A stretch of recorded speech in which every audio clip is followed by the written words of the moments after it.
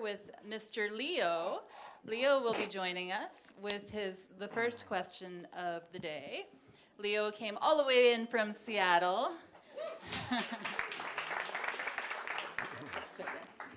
And Leo is part of our book club as well. We have an MBT book club that meets, and Leo is one of the participants. Hi, Leo. So my question is about how all of us experience ourselves as our identity as me. And so I understand what you're saying, that each of us is an individuated unit of consciousness. And so I experience myself, my experience of myself as me is partly that free will awareness unit. But I also get the impression from things you've said that my avatar, which has a brain, even though the brain is just part of the information system, it's just virtual, but it has some effect on the way I think. That's the impression I get, but I'm not clear on what you're saying about that. Okay. And when we talk about trying to meditate, disconnecting from the chatter, is that chatter then coming from the avatar brain? Otherwise, I wouldn't be able to disconnect from it. I guess that's my question, if you can understand. Sure. The connection between the avatar and the consciousness is that the avatar sets constraints on what the consciousness can do with that avatar. Okay? So if the avatar and consciousness together, live on brownies and donuts and Coca-Cola, that's going to affect, according to the rule set, that's going to affect what the consciousness can do with that avatar. Because the biology is representing the rule set. So if you don't take care of your body, that means you're not only that you won't maybe move very well, but you won't think very well either. And if you don't think very well according to the biology of the rule set, then your avatar is going to have to deal, the consciousness is going to have to deal with an avatar that's fuzzy-minded, because the biology of the rule set now will cause those constraints on what the avatar can do. So that's how that interplay goes. So yes, what you do with your avatar, the choices you make, see, the consciousness making choices to eat donuts and Coca-Cola for dinner, those choices will then affect what the consciousness can do with that avatar. So becoming aware of facts like that is an important thing for the consciousness to become aware of, because then the consciousness has a bigger reality in which it can work. It has a bigger scope. So as you grow up, and there's a couple of interactions here. It works both ways. So you have the body affecting the consciousness in the way I just described. But you also have the consciousness affecting the body. It doesn't work just one way. So as the consciousness lets go of fear and belief and ego, the body starts to change itself in order to support that better. And there was some research done a long time ago that I've mentioned occasionally before. I don't mention it that often. It's a little gruesome. But it had to do with sheep being moral. Scientists noticed that if there was a lamb that was still suckling but it lost its mother, another lamb would take it in and let it suckle with its own lambs, basically support it. And of course biologists look at that and said, that's wrong. Every critter's supposed to be trying to maximize getting their own genetic material, forwarded in the system. Yet this Sheep is sharing resources with something that's not part of her genetic. You know, it's getting some competitor's genetics forwarded in the system. So the gruesome part is, what do scientists do when they find an anomaly like that? Well, they kill the sheep. And they look at the brain to see what's going on. And they see, well, yeah, look, the sheep has this little lobe on the brain where moral choice is made. You know, humans have that same thing. Therefore, in their mind, the sheep's brain did biology sometimes just does new things. It created this lobe, and that lobe in the brain is what enabled the sheep to be moral. It's just the opposite. Sheep are doing the same thing we're doing. They're making choices, and by those choices, they evolve or de-evolve the quality of their consciousness. Those sheep just evolved the quality of their consciousness to where they cared about lambs, whether it was getting their genetics or not, wasn't as important as helping that helpless lamb. So they created morality, and because of that, their brain grew a lobe to support that activity.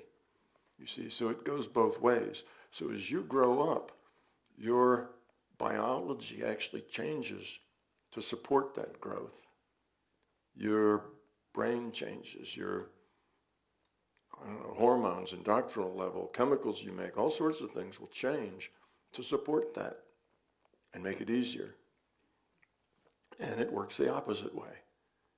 You have an accident, you have brain damage, then the rule set of biology will say that now you can't remember, you slur your speech, and you walk with a limp, because that's the portions of the virtual brain that got damaged. And now your consciousness has to work with an avatar that slurs its speech and can't remember. The good news is that whatever situation you're in, you can learn from it. You can learn from anything. Every situation creates new choices, different choices. So you lose your memory and slur your speech, a whole new set of choices comes into you to make, you as consciousness to make. So whatever happens to us, our consciousness can still learn and grow. So does that help set those two things apart and how they change each other?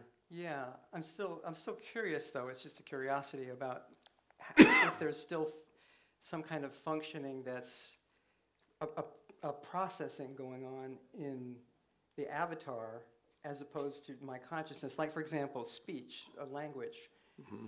Is knowing English something that my consciousness does, or is that something the avatar brain does? The avatar processes nothing, stores nothing.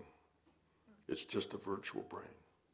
But it does represent the constraints of the rule set according to biology. Biology is the rule set. So it provides constraints. That's all it does. It's your consciousness is where all the processing and where all the memory and the rest of that come from. The brain itself is only there to represent constraints of the rule set. Nothing more. It's really just an avatar. It's just an avatar. Okay. That's all it is. Okay. So getting back to the question, when I meditate, I have the issue of thoughts coming in and what we often call chatter, mm-hmm. and I try to visualize the idea of, you talk about point consciousness, which is just disconnecting from the data mm-hmm. stream. So if the data stream, so where's the chatter then? Is the chatter in my consciousness? Yes. So disconnecting from the data stream doesn't really disconnect me from the chatter. Well, what you have to do is, it does this. Okay. So language is a difficult thing, You get it. Yeah, you have a data stream, and that data stream comes from the computer, but data comes to you from three possible sources. The computer is one. That's what creates the data stream. Another one is some other IUOC, some other consciousness, because all consciousness are netted. And the third one is that you produce data because you're consciousness. So you can create information too. So those are your three sources. And none of those sources comes with tags that say, this is from the larger conscious system, this is part of your data stream in this virtual reality, and this one is from your imagination, and this one is some other IUOC that's thinking about you right now. No tags. You get it all. A jumble. It's all mushed together. So the noise you get is coming from yourself. You are a consciousness creating that noise. And the reason that you create that noise is that your attention is not focused. Your mind is jumping here and there, and you know what happened last night and what's going to happen tomorrow, and why is Susie so upset with me, and you know, you got all this stuff going on in your head all the time. And oh, even about your body. Oh, my stomach feels a little this way, my toe hurts, you know, you got all this stuff going on. And if your consciousness is constantly flying around, grabbing bits and pieces of stuff that are just all over, then that's the noise. So the consciousness has to learn to stop making all that noise, to quiet itself. So that's where the noise comes from. It's internal to the consciousness. You can't blame that on the avatar. That's the consciousness itself. And of course, the reason that the consciousness seems to be so limited, that's what we call the free will awareness unit, as you said, is that comes from an individuated unit of consciousness. Now, those of you who are beginners, you got an individuated unit of consciousness, and what happens is that it partitions off a piece of itself that I call the free will awareness unit. And it's that piece of itself is what logs on to the avatar. But that piece of itself comes with zero intellectual part, no memory, no remembering the last game that was played. It just comes with its quality. It comes with the quality that the IUOC has created for itself with its good choices, but that's it. So when it logs on, it's 100% immersed. It doesn't take lunch breaks or bathroom breaks or anything. It's logged on. And the only experience it has, which is now part of in its memory and its intellect, is the experience it gets from that avatar's senses that it gets from the data stream. So as far as the free will awareness unit goes, it is that avatar. That's the sum total of its experience. It knows nothing else. So it fully believes that it's the avatar because that's all the experience. It doesn't have any experience that it's anything else.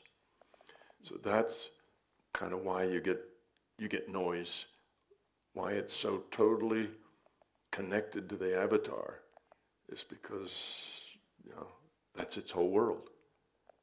Has no other. It doesn't have the bigger picture to where it can step back and say, oh yeah, I'm really an IUOC. I'm a bigger thing than this. It has to learn all that. It has to figure all that out. That doesn't come with it. So yeah, that's the noise is self-created. Okay, that answers my question. Thank you. Okay. Good.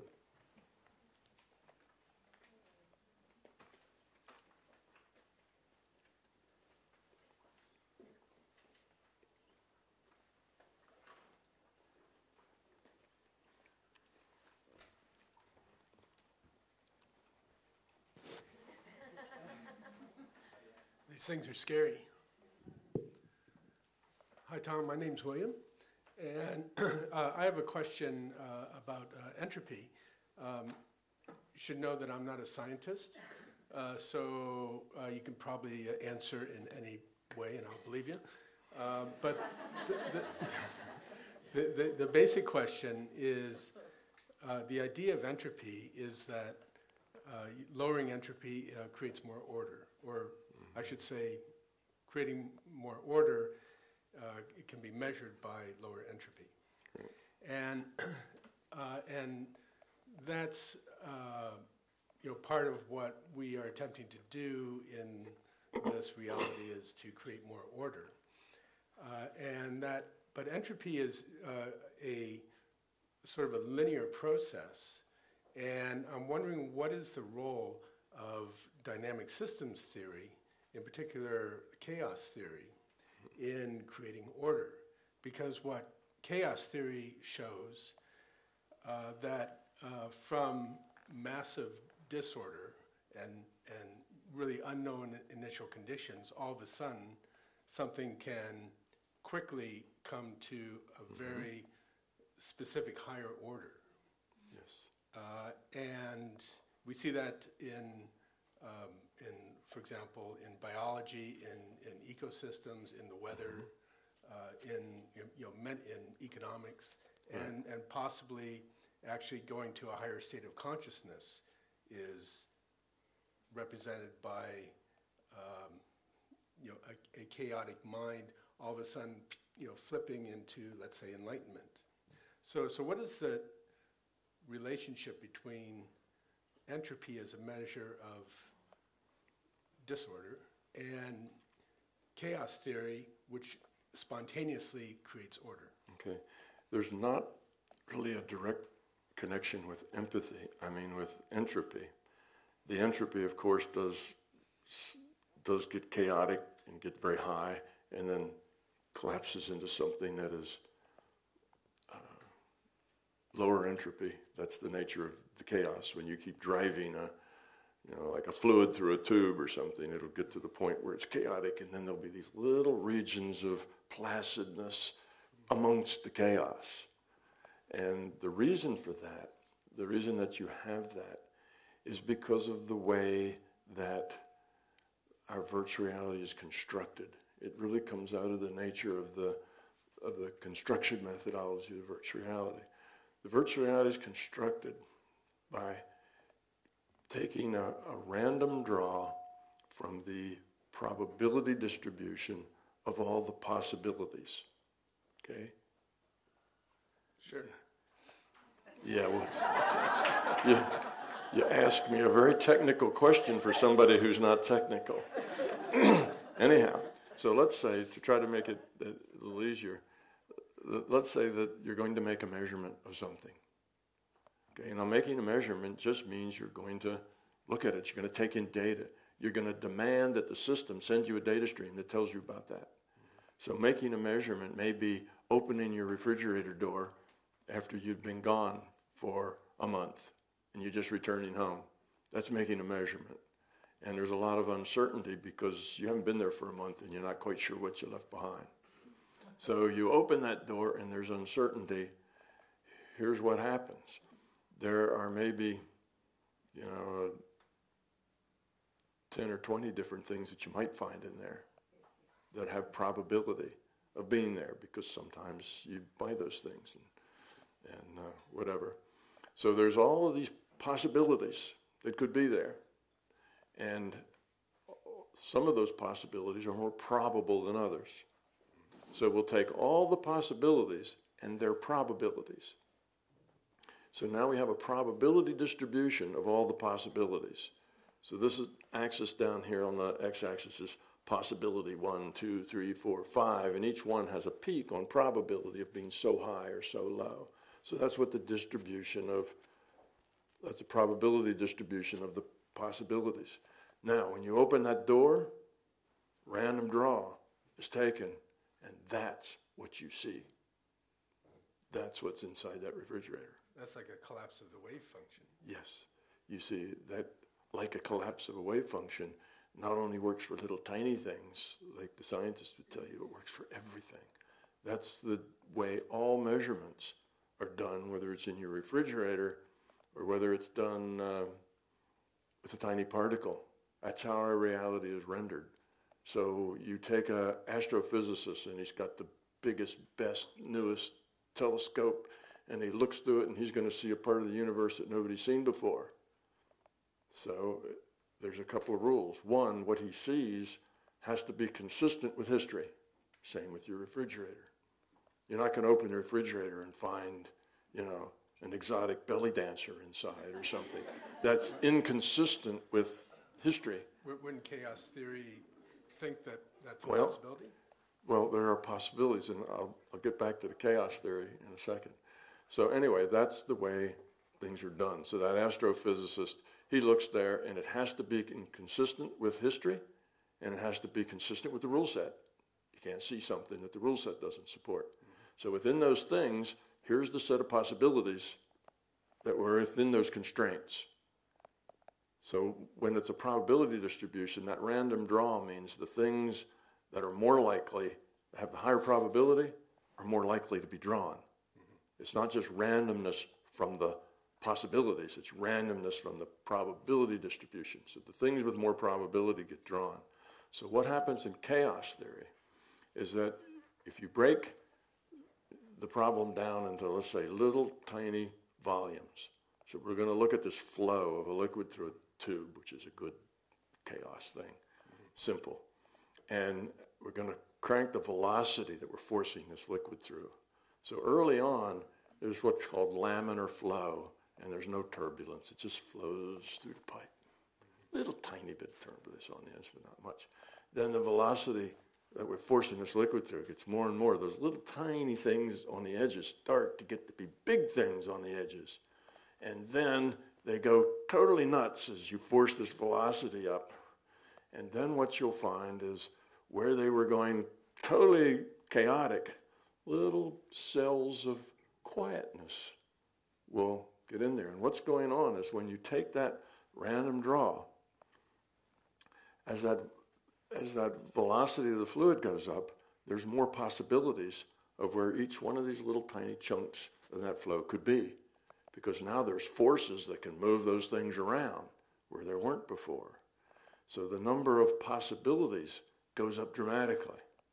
As the number of possibilities and their probability goes up, in the beginning, you have very discrete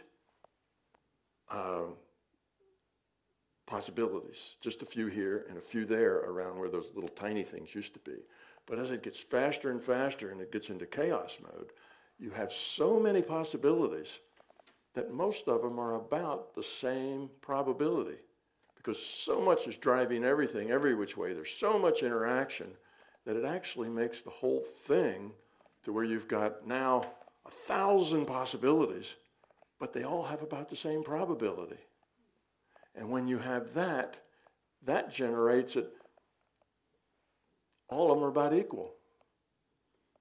No longer have that. So now every time you draw something, it's got about an equal probability of doing it.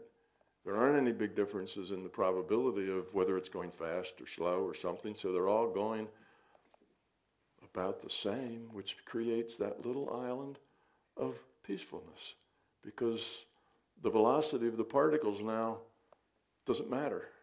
So that's why you get the little thing of peacefulness, isn't there? Because though you have a lot of possibilities, they're all the same.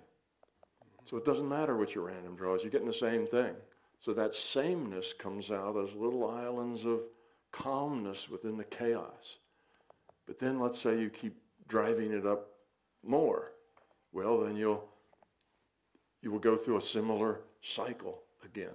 So the reason that chaos works the way it works is because the system makes measurements in terms of random draws from probability distributions. And it self-organizes. It self-organizes. And it self-organizes because the more chaotic it gets, the more the same it looks. The more sameness it has, and that sameness then gets reflected in islands of quiet. So order is actually built into the system. it's built into the rule set, like the possibility of order. Yes.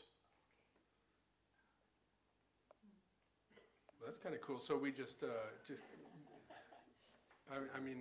so from an evolutionary standpoint, things are just going to happen because there's already order there. And we are going to go to low entropy just by the nature of all the chaotic systems of like all of our interactions as human beings. Yes, that's true. But only, maybe I should put it that way. Theoretically, that is right. But whether that takes 1 billion years or only a few 100,000 years depends on whether we make good choices or not.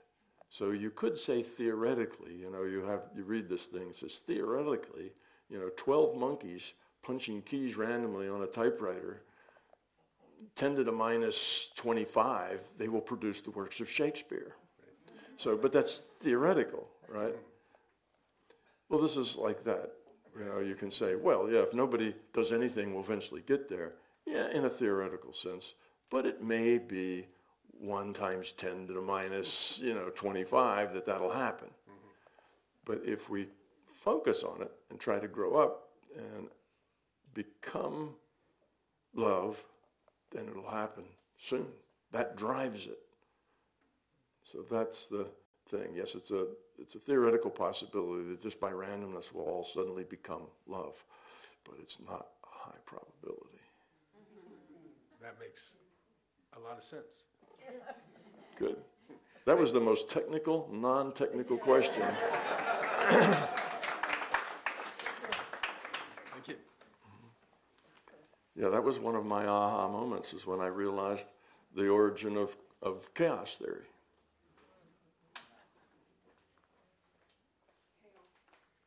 Hello. How are you? Good.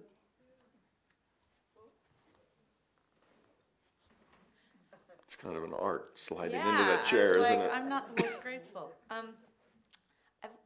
Earlier you said that you had experienced, or if I heard this right, changing your consciousness changed your reality. And something I play with as far as visualization and wanting to change my outer reality. But have you ever got to experience it with all your neat stuff that you do, where it's been more like evident, like you went in and changed it and your actual reality changed? Can you tell us a neat story, or tell me a neat story of where you went in there and you were wowed by your actual changing it, not months down the road, but more immediate? Well, the idea is that you can modify future probability with your intent. Okay, so the future is not a done deal.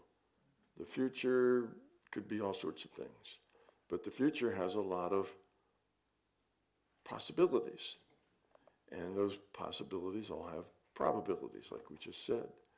And you can modify those probabilities with your intent. So if there's 5 things that could happen, but there's one of them that you'd really, really like to have happen, by putting your intent to that one being the one that happens, you can make those other 4 kind of shrink in probability and that one grow in probability. So the likelihood of you having that one that you want gets bigger. Now, in a thing where everything's about, there's a lot of uncertainty and everything's about the same level of probability, it's real easy to modify those. But it's not always easy. If there's something that's, 10,000 to 1 to happen, it's really not likely to happen. And you may be the master wizard of all time, and you may change it from 100,000 to 1 to just 100 to 1. Wow, 3 orders of magnitude. You're really strong. It's still not likely to happen.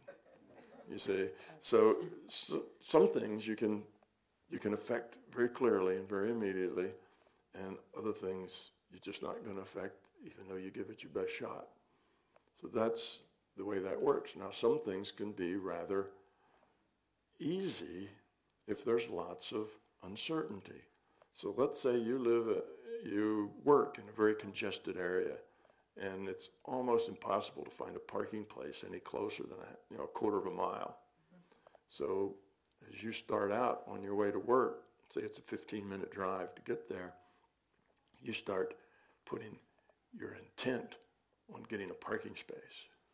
But the timing has to be precise, because somebody's going to have to back out of a space just as you get to that space. Because if they back out of that space 5 seconds earlier, somebody else is going to get into it before you get there. So you work on this. You see this image of somebody backing out. Just as you get there, the red lights come on for the brake lights, and out they come, and you get it. Because there's so much randomness in that, you can get your probability up to about 80% of getting a parking space every time you go to work, when normally it would be about 20%. And when you go and you do, like, you said you've experienced other forms of reality, when you're in it, has it ever been where you've gone in there and you can adjust for a really quick response? Like, can you? Oh, yes. This reality, it takes a lot of... Tell me. This reality takes a lot of effort and a lot of focus to change probability. When you are out of this reality, let's say in an out-of-body reality, you can change things like that very quickly. You're out there and you'd say, oh, sure would like to have a cherry vanilla ice cream cone now. Poof, there it is. It's right in your hand. You can lick it. It's delicious. You can create things. You can create monsters that scare yourself. If you're negative and you're fearful and you go out of body and you kind of have this scary, this out of body thing, what if I don't come back? What if I meet some terrible thing or whatever? You will create the terrible things. You will create, in that realm, you create very quickly with very little intentional effort. So yeah, sometimes it's just very instant. Here, it's got this big rule set that you've got to deal with. So it's a little harder to do that here. So it depends on the amount of uncertainty as to what you can change, what you can't change, and how much effort. And that's how we heal people. We use our minds to heal people. All we're doing is modifying the future probability that they'll be healthier and less sick. So if they've got a lot of uncertainty about what's wrong with them, it's much easier to make that lump be benign when somebody finally looks at it, because there's a lot of uncertainty. If you wait until somebody looks at it and identifies it, now it takes a lot more effort, because the probabilities just went like that when it got looked at, you see. So the uncertainty is the key. You can only change things within the natural uncertainty of those things. Okay, so not knowing what I want to feel, but not knowing how I get it leaves more uncertainty for me to be able to have it. Like, if I want abundance of finances, if I don't know how they're going to come, but I just focus on having them, then it leaves more play for... Well, it's not that you don't get the uncertainty because you don't know what you're doing or why you're doing it. The uncertainty has to be natural to the event. But let's say out in the world there is circumstances by which you could become wealthy. Maybe you win the lottery. You know, maybe your wealthy Uncle Fred, gets run over by a cement truck and he leaves everything to you. You know, there may be all these possibilities. And you may really like your Uncle Fred. But if he's one of the possibilities, then him getting run over by a cement truck gets more likely, you see, as well. Because there's all these possibilities and you're putting your own energy, still working? Yeah, you're putting your own energy into a result. Those possibilities will start to change because of your intent, which means Uncle Fred's, life expectancy may go down as a result of that. Because you're not putting it into a specific thing. Now, if you say, oh, I want to win the lottery, well, okay, you can do that. But now remember, you've got an odds of what's your probability of winning the lottery? 1 in, 500,000, 1 in 2 million. Well, now you've got that. Well, it's going to take a lot to change that, you see. But maybe there's 10 or 20 ways that you could end up wealthy. You're just changing the probabilities of those things. And if all you want is wealth, then Uncle Fred passing is one of the players. Okay. If you say, well, I want wealth, but don't mess with Uncle Fred, somebody else, but not my Uncle Fred, then your Uncle Fred will be left out of it. Okay. You see? So it's your intent is what drives it. Okay. But now I guess I should say another thing too. All intents are not equal. You will have a lot more power in your intent if you can get rid of the noise. So that means you're a good meditator and you can stay in point consciousness for as long as you need to be there to do this. If you have very tight focus, so you know what you want very precisely. It's not, well, I'd like to be sort of better off. That would be nice. That's very nebulous. So that puts out kind of a weak thing because it could mean all sorts of things. You could be better off because you lose your job, because you'll get a better one. So you may end up losing your job because you said you wanted to be better off.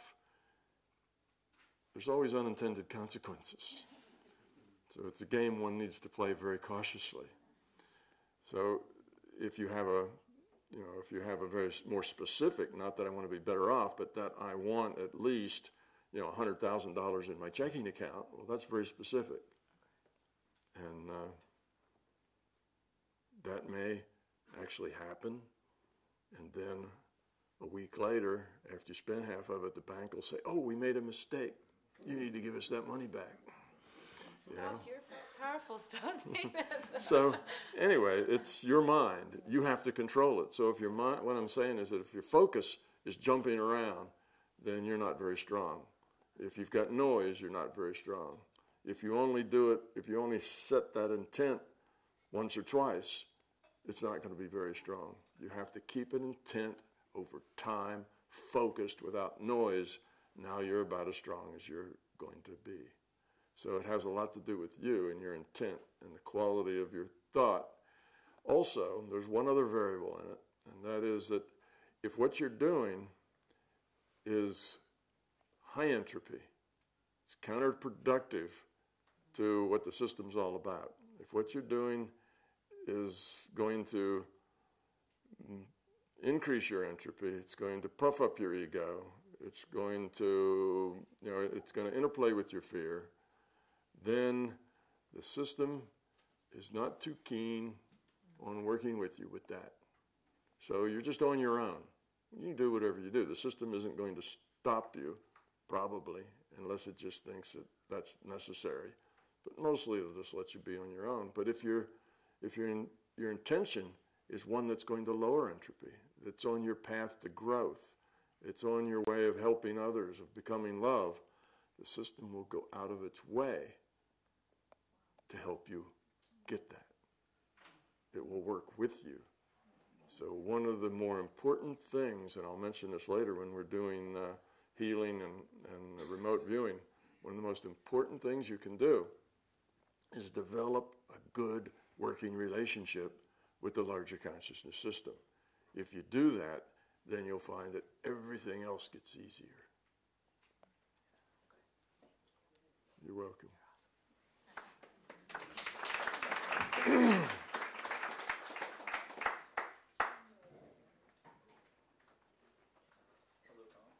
Hello. So I've actually been listening to you since 2009. I just came in from Toronto, and it's really nice to meet you in person.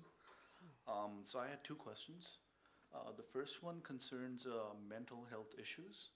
Why are they caused, and is there a way we can reverse and fix them? My second question is related to morality. So let's say there are 10 people in a country, and there's a mayor who does something that really hurts 2 people, but really helps 8 others. Would that constitute something moral, or how do we, I guess I'm trying to ask you, does utilitarianism fix into your idea of morality? Yeah. Okay, first question. Well, let's do them in the opposite order. Morality. Morality is making the choice. The moral choice is the choice that lowers entropy in both the system and for the individual. But the system is the bigger player. You want the lower entropy of the system.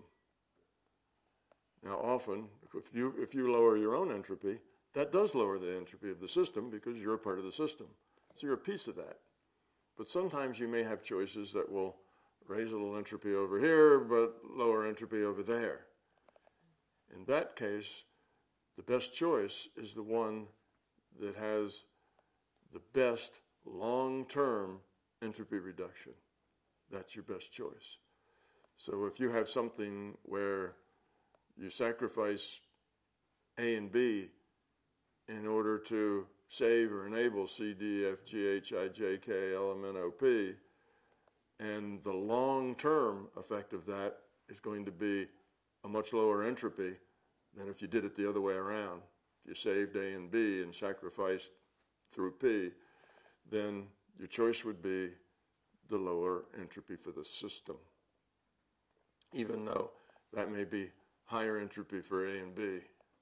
So it's a system thing. So it's not just about you, it's about everybody. When I say the system, that's everybody involved, and not in the short term, but long term. Now, how do you make moral choices when you don't have your handy little entropy meter that can tell you what the entropy effects are going to be long term? See, that's a problem.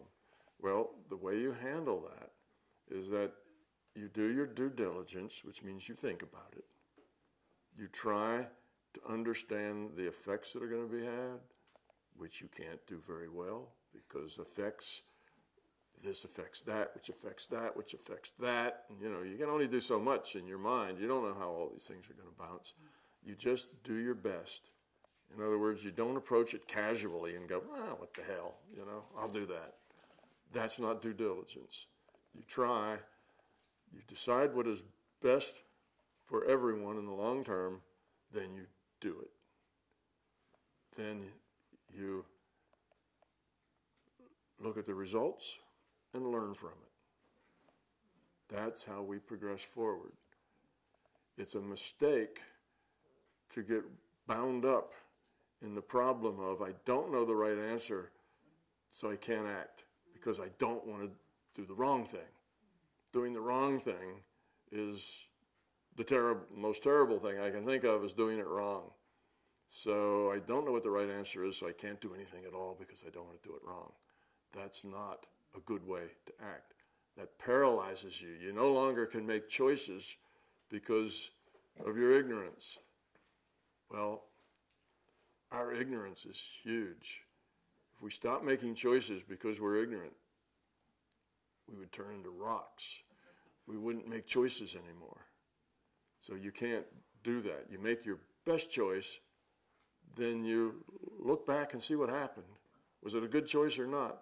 And if so, how could you have made it a better choice? What piece of data did you miss? What connection didn't you know? And if you can find something like that, then you learn. You grow up, your next choice will be better. But you may look back at it and say, well, that didn't work out so well, but I don't see how I could have done it any better because I just didn't have the information. Well, that's okay. You did the best you could. Things happened the way they happened.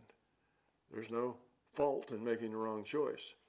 There is a fault in not learning from it if you could have learned from it. You see, so that's the way it is with all your choices. It's not a problem making a mistake. It's not a problem making a bad choice. It's only a problem making a bad choice and not learning from it. If you can learn from it. Sometimes it's hard to learn from it. Well, so you just do your best you can and go on.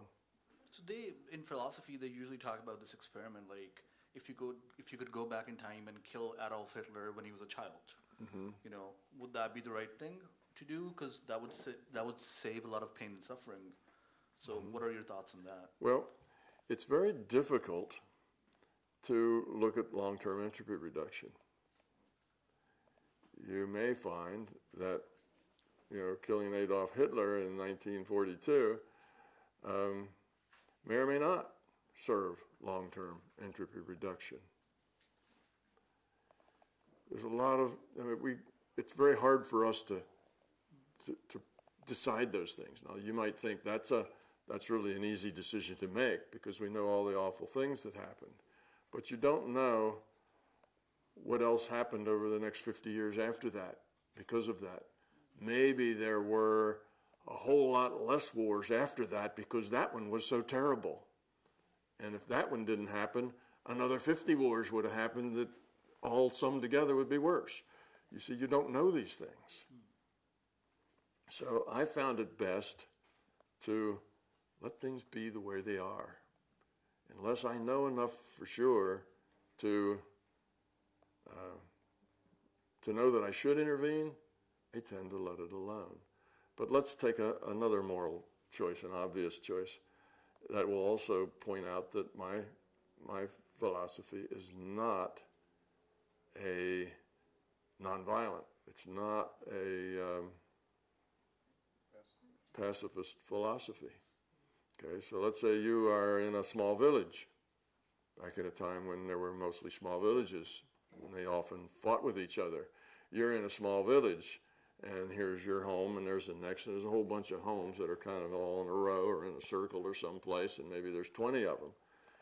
And you realize that your enemy that lives in the village next door, they've come into the hut that's 2 doors down from you, and they kill everybody. And then they come to the hut that's next to you, and they kill everybody. And you know the situation, that what they want to do is kill everybody in the whole village because there's this antagonism there. Well, at this point, a nonviolent person would go, all right, I'm next. It's life. But a person should oppose that. They should oppose that. So now we're not, both of these villages, we'll say, are kind of equal in their moral stature or whatever. It's not the good guys and the bad guys. It's just people and the way they are. So to stop something that is clearly high entropy, you not only can do it, but you have you must do it as best you can. Okay? But that's something to see really clear. So we just made that up. So there was a clear thing there where we knew that we needed to intervene. So if you have a way to stop that murder from progressing, you should stop it, even if that requires violence.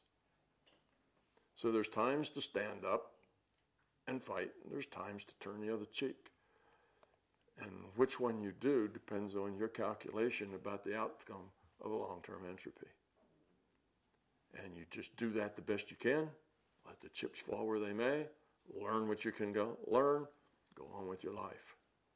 So carrying around guilt because you made the wrong decision is dysfunctional. Most often, you don't have the information you need to make an optimal decision. Don't let that stop you from making decisions. Don't feel like it's terrible if I make a bad decision. And your bad decision may hurt a lot of people, but you make the best one you can. Then you go forward.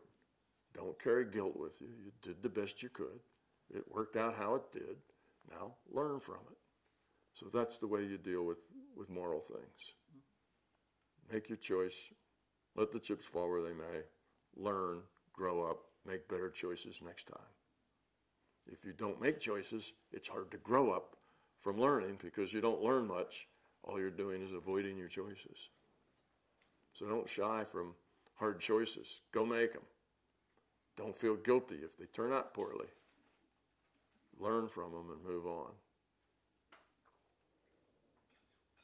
But you need to do your due diligence, which means you need to go inside yourself and make sure that your reasons for doing what you do is because it's your best low entropy choice, not because that's what serves your own personal interests or that what puffs up your own ego. or that's what puts dollars into your bank account. Those are all the wrong reasons. We'll go back to the first one. What was the first one? Primarily, how can you reverse mental health disorders? Mental health disorders come in all sorts. Sometimes it's just the rule set.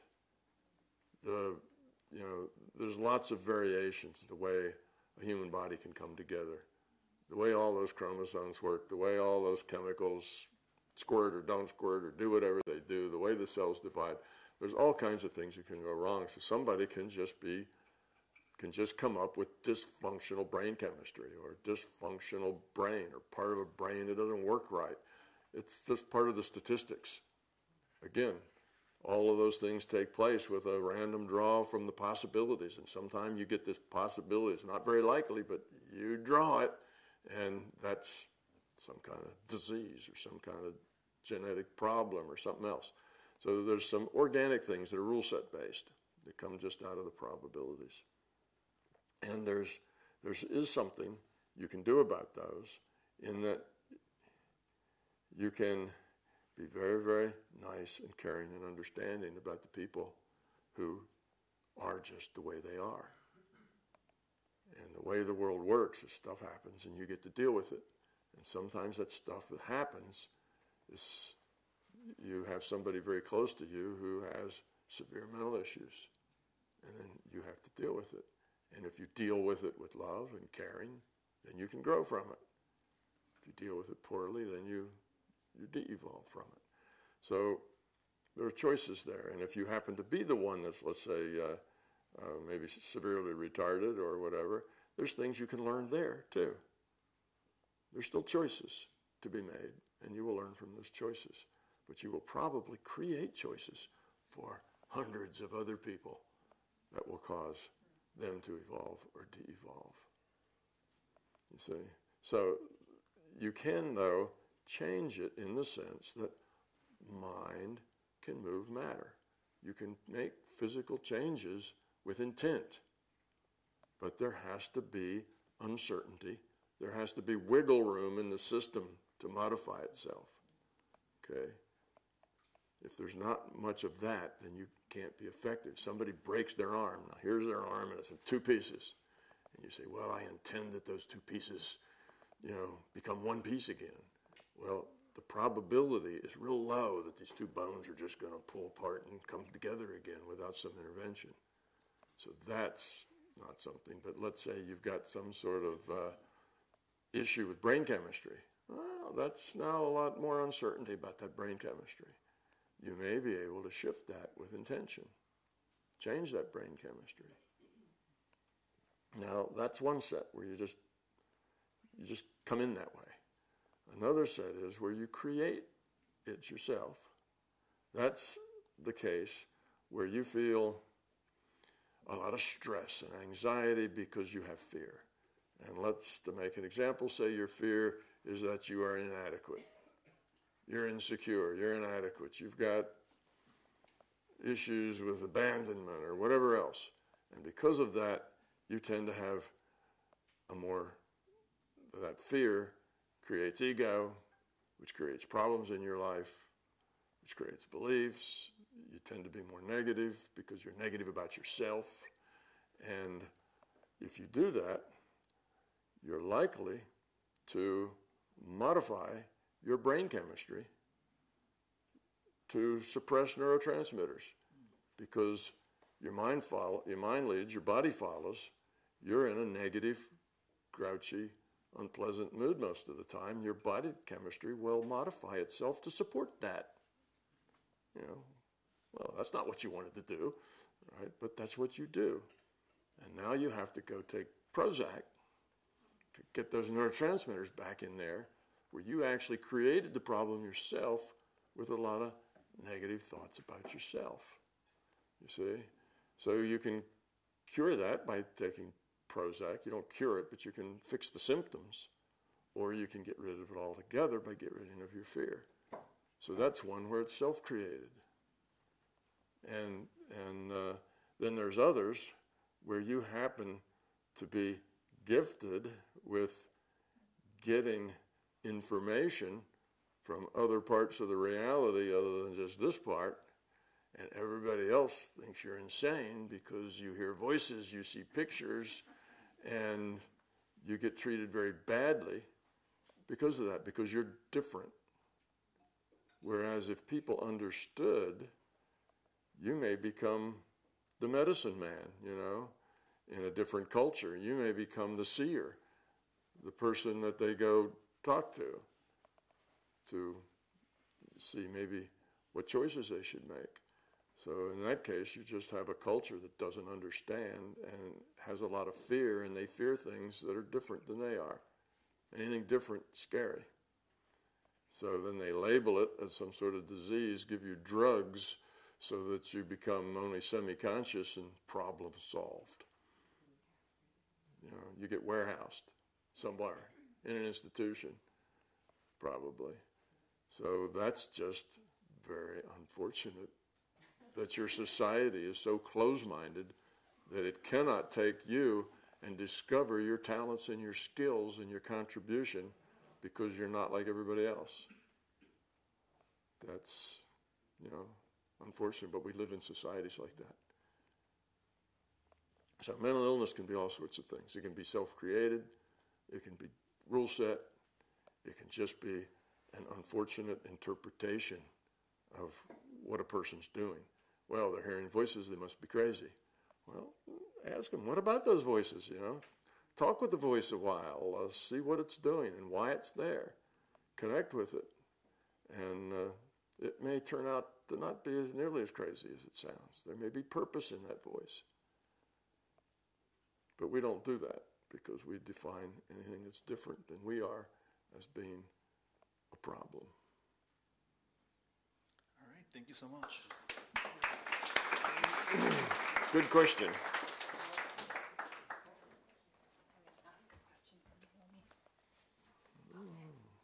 Okay, so this question says, you say that all realities, including physical matter reality and non-physical matter reality, are information-based, where we receive a data stream. Are there any realities or reality that is not virtual? And is this where our individuated unit of consciousness lives?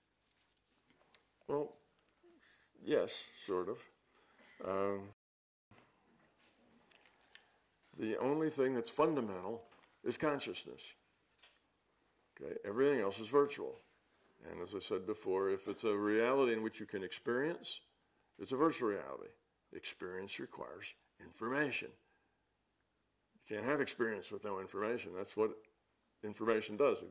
That's your experience. So they're all virtual realities if you can experience there. As consciousness, you can just be. You can be aware and not make choices.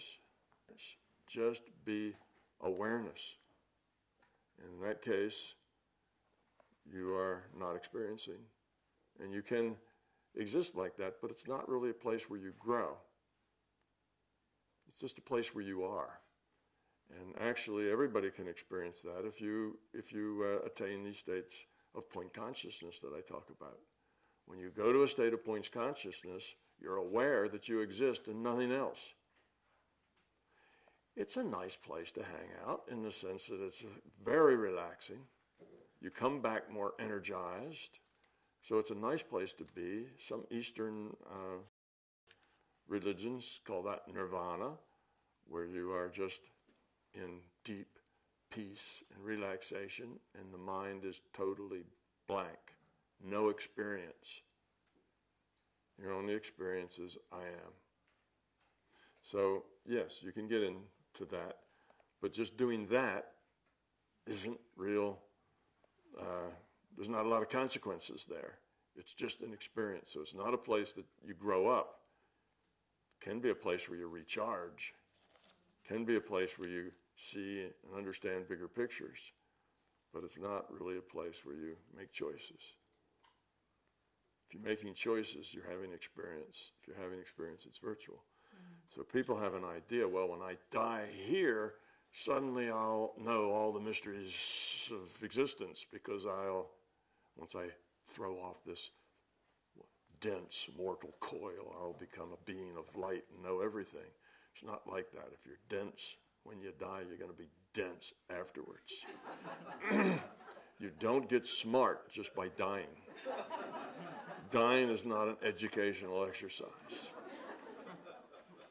So you will cease to be aware here. You will become aware in what I call the transition reality, another virtual reality created to help people make the transition from one reality to another reality. So that's just another virtual reality. Your dream reality is another virtual reality. Out of body is another virtual reality. They're all data stream driven. They're all experiential. They're all virtual. So that's Okay, that's good. No, thank you for that. I know there's two parts to the question. I'm going to come back to the other part because we only have 18 minutes before lunch and 3 more questions.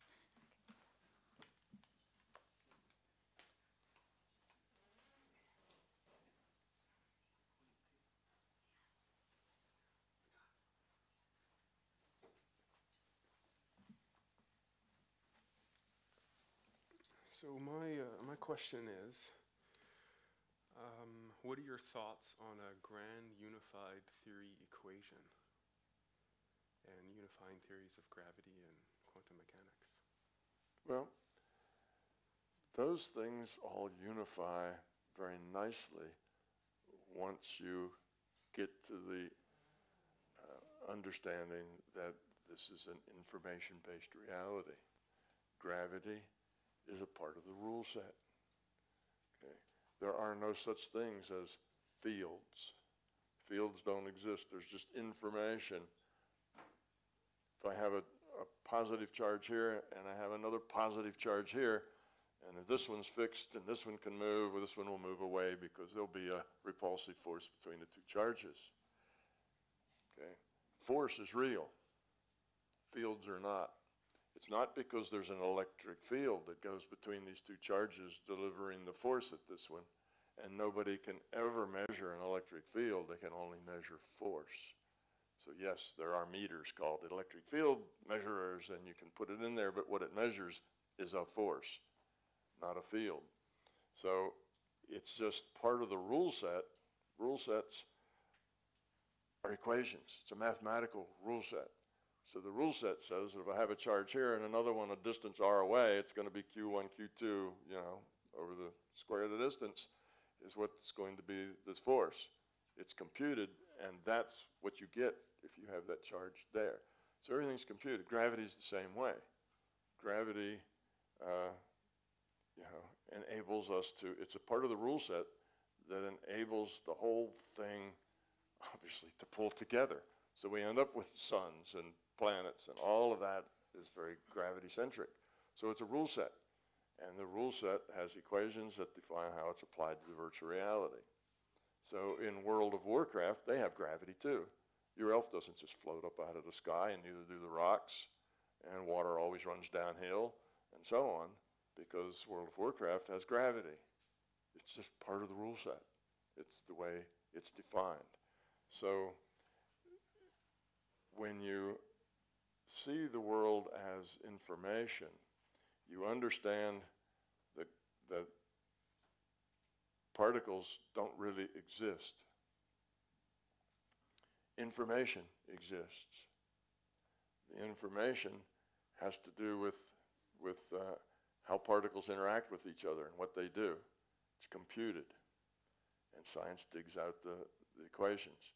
It all fits together under one unified theory of science, if you will, but it actually fits in one unified theory of everything, including consciousness, including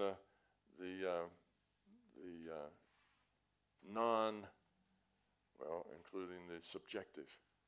There is such thing as subjective science. Subjective science just requires statistics. Medicine is a subjective science in the sense that here's a pill and this pill cures headaches. Well, how do you prove that? It's not because you give it to one person and their headache goes away. You got to give it to 1,000 people and see how many of the headaches goes away, and then you have a statistical efficacy of it. So it only it only relieves headaches in a statistical sense, not in a objective sense. Doesn't always work for everybody the same way. So anyway, gravity is just part of the rule set. The way quantum mechanics works, remember we talked about looking in the refrigerator and you get the random draw? Well, that works everywhere, including in quantum mechanics.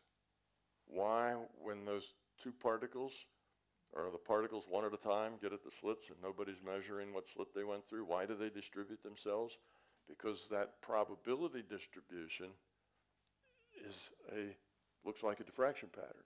And that's the random draw out of that distribution. That's why those particles line up like that in that diffraction pattern, because that's the probability distribution. Why is that the probability distribution? Because you need that, the system needs to use that probability distribution, otherwise there will be a logical conflict within the virtual reality between particles and waves.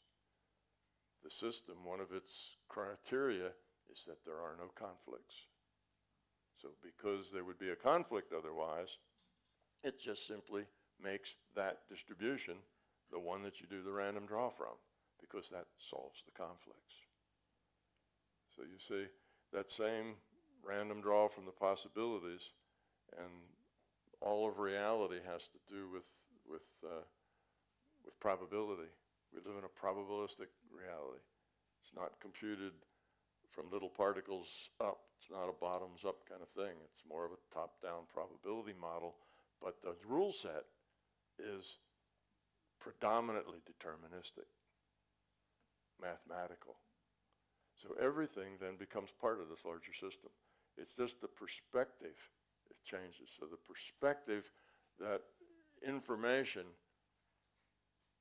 is the only thing that's real. Particles aren't real. Waves aren't real. It reminds me of probably one of the best physicists in the 20th century was John Archibald Wheeler. And John Archibald Wheeler said in his later years, when I first started out in physics, I was sure that everything was particles. And that's probably pretty much where we are now. We try to make everything particles. And he said, but I realized that that couldn't possibly be true. And then I was sure that everything was waves. Everything was fields. That was his thing. Everything was fields. He says, and then I realized that that couldn't possibly be true. And then he realized that everything was information. And that's where he stopped. And he's the one that coined the little phrase, it from bit. It being the universe, from bit being from information. And that's true. And science is going to develop that way. We start with particles, Newton, and then we went to fields, and then we seem to go back to particles, and now we have particles and fields. We have gravitational fields and electric fields and magnetic fields and electromagnetic fields and all sorts of other kinds of fields. We even have morphic fields. We have lots of different fields, but the fields don't really exist either. Fields are action at a distance. It's a way that scientists have come up with to try to make it easier to pretend that this is a physical reality. So you can say, oh, well, it's a field, and that field brings the force there. But the field is invisible, can't be measured, can't smell it, can't hear it, can't touch it. It's an imaginary thing. It's a device. It's nothing but mathematics. Yes, the rule set is mathematical, and we can predict what a force is going to be in a particular place, but predicting it and causing it are two different things. We can predict it if we have the mathematics. I can predict where the sun will come up in the morning. I predict it'll come up in the east tomorrow. You see, that's a prediction, but that doesn't mean I cause it to come up in the east. I'm just making a prediction.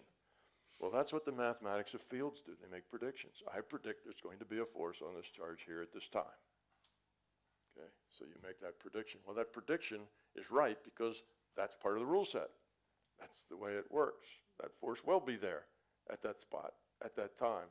But it's not because there was some field that caused it. The mathematics of the field just predicts it. So you see, there really are no fields. There is no action at a distance, even though I've got all these mics and they're all electromagnetic fields and they radiate over there. It's all just rule set. Fields are the way that we explain it so that it appears to be physical. So that we don't have things just, forces just happen here at a time. They're caused by this field that propagates there. And yes, the delay time is the speed of light versus the distance covered, because that's in the rule set too. Things take time to move. They can't move any faster than 1 delta x for every delta t. So you have to, if something's going to move, it can't move any faster than that. So that's part of the rule set. So it's all really is unified. And it's unified under the concept of this reality being information-based. And once kind of you get that, it's easier to get that in your head than it is to really get it at a deeper level. But when you get that, you see that everything else then comes out of that overall understanding of reality, and the rest of it just derives out pretty easily. So that's what unifies all of those things. It's information-based. And we're getting there quickly. When I first came out with my book in 2003, myself, Dr. Edward Fredkin, another physicist, and probably Nick Bostrom are the only 3 people on the planet I know of that thought virtual reality was not insane. Everybody else was sure it was really a dumb idea. And today, you probably have 20, 30% of the physics department thinks it's the wave of the future. It's where we're going to. I heard an interview in CERN from a reporter talking about some CERN physicists back when they were looking for the God particle. Physicists have such drama in their stuff. But anyway, and this guy was interviewing him, and he says, "And well, what about these particles?" And the guy interrupted and said, "Oh, wait a minute." He says, "Really, they're not particles." He says, "We no longer think of particles, of an electron. So we no longer think of an electron as a little chunk of mass with a charge. We used to think like that, but it didn't work out. We think of an electron as a point with the attributes of charge and the attributes of mass. That's how you would identify an electron in a simulation. It would be a point with attributes." So that's really the way physicists think about particles these days. But that doesn't keep them from being materialistic. Even though in their science, they can kind of fuzz between those 2 points. But anyway, so I don't know if that answers your question or not, but really that viewpoint of information-based science is the grand, big, theory of everything. Because with that, everything else is derivable. And it's a simple idea. What you'll find is once you get that idea, it's so simple. Everything falls out so nicely that it's hard to believe it isn't true. Although it's just a model. I don't claim any truth. Don't confuse reality with the model. It's just a model. But the model seems to really work well. Thank you. You're welcome.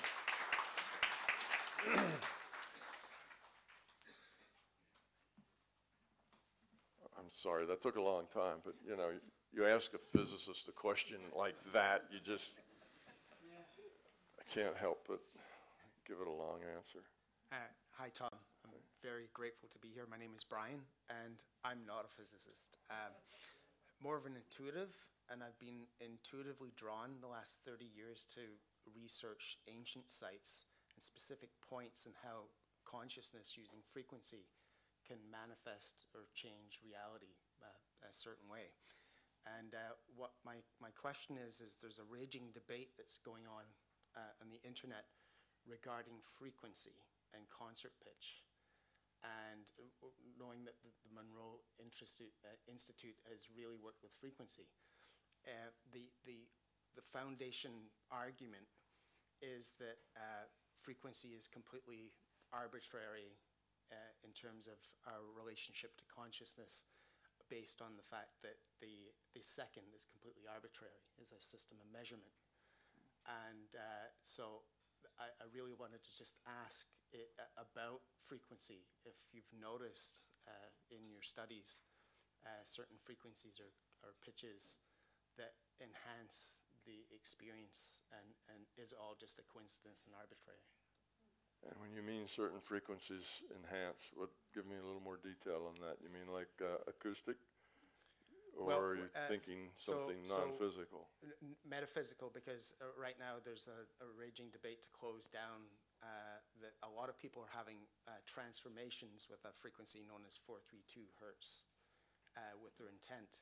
And so I kind of think that it's all just metaphysical woo-woo. Yeah. And that's that experience they're having, that 432, is that a 432 hertz? Yeah. And it's an audio. Yeah, so it's an audio frequency, right? Right, so the argument is that sound is just a air particle concussive collision, and it's just all close. Okay. This will probably not what you want to hear. But frequency really has nothing at all to do with it. Frequency isn't an issue. Frequency is a metaphor. Now, having said that, metaphors can be very powerful. Okay, but that doesn't mean that that's actually the mechanics of how things work. Okay, it also doesn't mean that certain sounds at various frequencies can't affect mind.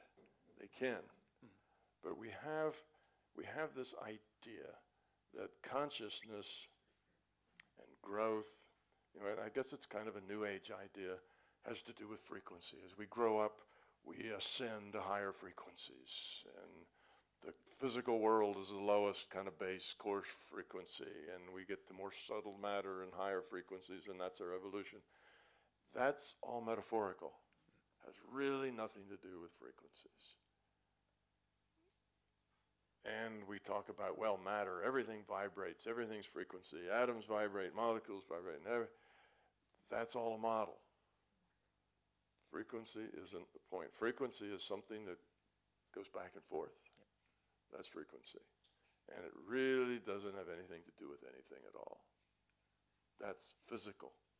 So to go back and forth requires a back and a forth, requires space. Consciousness doesn't have anything to do with space. There is no space in consciousness. You don't have consciousness with a lot of things going back and forth. That's a spatial concept. So we take that spatial concept and we make it a metaphor, because we tune in. Tune into your frequency, and then we can communicate. It's all metaphorical. But metaphors have a lot of power. Metaphors can be tools that we use to focus our intent. You see? So we have metaphors like when we heal people. I'm a light worker. I shine my bright white light on your dark, evil spot, and I make your dark, evil spot go away. There is no light. There is no dark spot. These are all just metaphors. We use the metaphors. The light isn't really healing the dark spot. The dark spot's a metaphor for what's wrong with you. The light is a metaphor for some way for you to do something about that dark spot, because we have this belief that if you don't do something, you can't have an effect. You don't have to do anything. It's not about doing. You see, so the whole vibration idea and frequency idea is a physical idea. It's an idea that comes out of the rule set of this physical reality. And as such, it has really nothing to do with consciousness. But yes, certain frequencies can be very helpful. A binaural beat of about 4 hertz will drive somebody into a theta state. It'll make their biology adjust in such a way that it gives their consciousness a whole lot more freedom to do things. You see? So yeah, that works. There are connections there, but it's not the concept of frequency that's driving any of it. That's all just metaphorical. So whether that particular frequency is doing something There is a very strong effect. Of course, its name is the placebo effect, but it's more than what we normally just call the placebo effect. Your intent modifies future probability. The placebo effect is just one artifact of that. Yeah. If you think that, well, take Dumbo the elephant. If you think that holding the little posy in your trunk will enable you to fly, it raises the probability of you being able to fly. Yeah. It works, right? If you think that your lucky coin or your lucky stone that you carry around in your pocket makes your life better, it will, because the fact that you have it gives you a more positive outlook, which makes your life better. You see? So these things do work. It's not that they don't work, but if you really believe that you listen to a particular tone or an orchestra tunes to a particular way, that somehow that vibration interacts with your soul and helps you become enlightened, it doesn't work like that. But if you think that it does, that will help focus your intent, which will raise the probability that it does. So that's generally what's going on. So we have all kinds of healing modalities, all kinds of different charms and who knows what, remedies. You spray a little of this in the air and a little of that, and, it helps raise your vibrations.